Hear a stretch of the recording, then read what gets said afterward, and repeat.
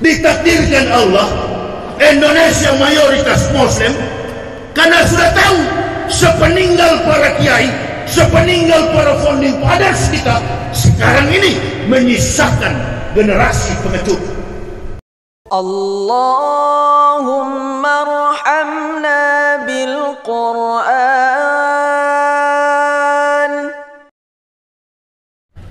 Ditakdirkan Allah Indonesia mayoritas Muslim, karena sudah tahu sepeninggal para kiai, sepeninggal para founding fathers kita, sekarang ini menyisakan generasi pengecut. Saya nggak mau sakit, saya nggak berterusan. Menyisakan generasi pengecut. Takut berbicara, bicara saja kalau itu kebenaran. Bicara saja kalau itu tidak melanggar hukum. Bicara kebenaran, tidak perlu takut. Qulil haq walau kana murran. Tapi kebenaran yang tidak bersumber dari rasionalitas pemikiran orang lain. Kalau Anda berbicara lalu itu pikiran orang lain, nah itu bahaya. Berarti Anda diprovokasi. Berarti Anda termakan isu. Tapi kalau argumen yang Anda kemukakan realitas kompleksitasnya rasional dan tidak bertentangan dengan ketetapan supremasi hukum, sampaikan saja. Sama dengan saya waktu 2-3-4 bulan lalu, saya katakan vaksin akan datang, silakan Pak Jokowi duluan vaksin. Sinovac atau apapun namanya, Pak Jokowi perlihatkan di depan TV One, Metro TV dan lain sebagainya. Ini saya vaksin, begini vaksin saya, namanya Sinovac, kadarnya sekian. Masyarakat ikut. Ini baru-baru kan ada di pesantren habis vaksin teler semua. Di Belgia pun ada habis vaksin gangguan geger otak dan lain sebagainya, saraf. Bukan berarti kami sebagai pendakwa mengatakan ibu bapak jangan divaksin. Enggak ada urusan saya dengan persoalan kesehatan. Dan sebagai ustaz, bukan kami tidak percaya COVID. Percaya masa bakmi musibatin illa biidnillah. Kalau musibah mau datang, datang kepada siapapun. Jangankan virus. Berapa puluh orang tuh kemarin dari apa itu pesawat apa tuh Sriwijaya Air jatuh di perairan Kepulauan Seribu. Adakah mereka tahu mereka akan wafat? Mulai argumen komentar. Oh, biasanya pilot ini kalau pergi, pilot ini bajunya disetrika. Ya memang kebetulan nggak disetrika. Lebih pintar antum daripada Allah. Nah, itulah Imam Syafi'i bilang kepada murid santri-santrinya, wahai santri-santriku, apakah yang lebih dekat dengan kita? Ada yang menjawab bini, laki, anak, tetangga, family, saudara, rekan, kerabat, dan lain sebagainya. Kata Al-Imam Al-Ghazali, betul semua jawaban kalian. Tapi yang aku maksudkan, yang paling dekat dengan kita adalah mati. Dibalik lagi pertanyaannya, apa yang paling jauh dengan kita? Ada yang jawab Al-Buruj, kata surya, matahari, bulan, bintang, kedalaman laut. Betul semua jawaban kalian. Tapi yang aku maksudkan, yang paling jauh dengan kita, masalah. Kan bagus kalau sudah turun 2024, Pak Maruf dan Pak Jokowi meninggalkan legasi yang baik. Tapi kalau model pemerintahan begini, yang kasihan bukan masyarakat, Pak Jokowi dan Pak Maruf. Nggak percaya antum? Nabi Sallallahu Alaihi Wasallam, ikhtanim khamsin qabla khamsin. Ingatlah, gunakan 5 sebelum 5. Yang pertama, sababaka qabla haramik. Gunakan masa mudamu sebelum masa tua. Wa ghinaka qabla faqrik. Kaya sebelum miskin. Wa suqlika qabla faragik. Keleluasaanmu sebelum artinya waktu kau berpangkat gunakan sebelum pensiun. Ini orang munafik biasanya kalau sudah pensiun, waktu dia masih tugas, sterek badannya. Dia libas, dia nggak peduli, biar saudara Muslim dihantam demi pangkat dan jabatan.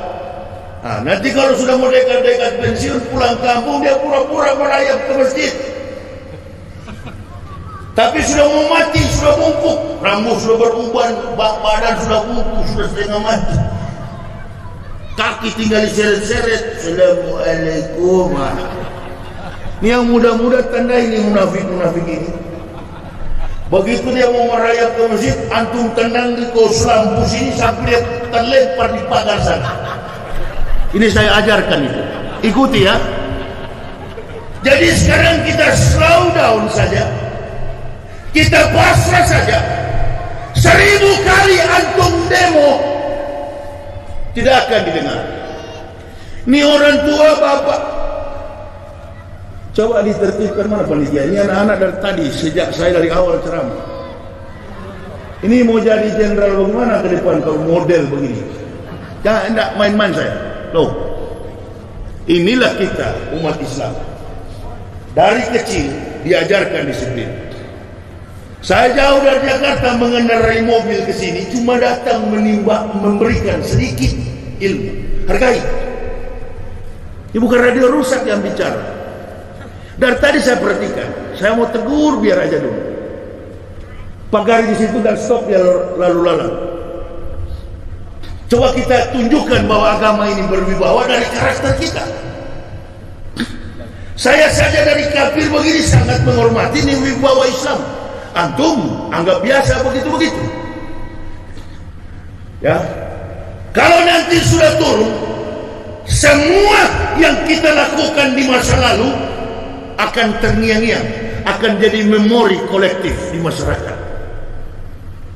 Coba deh, dengan kejadian begini, ada tuh stiker-stiker yang di mobil. Piye kabare? Piye kabare? Enak zaman kuda. Itu Pak Harto. Kalau tidak ada Pak Harto, komunis semua kita ini. Lepas dari Pak Harto, presiden sipil, siapa yang datang? Habibie. Tidak tamat, tidak selesai. Kemudian Gus Dur juga tidak tamat karena sipil. Ditolong negara kita ini dengan datangnya sosok yang kebapaan, betul-betul pemimpin, bastotan, badannya gagah, mukanya ganteng, Allahu Akbar, jago bahasa Inggris. Jauh sekali dengan yang satu.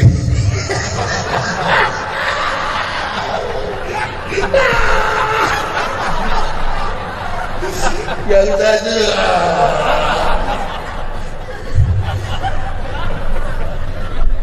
mesti begitu kawan.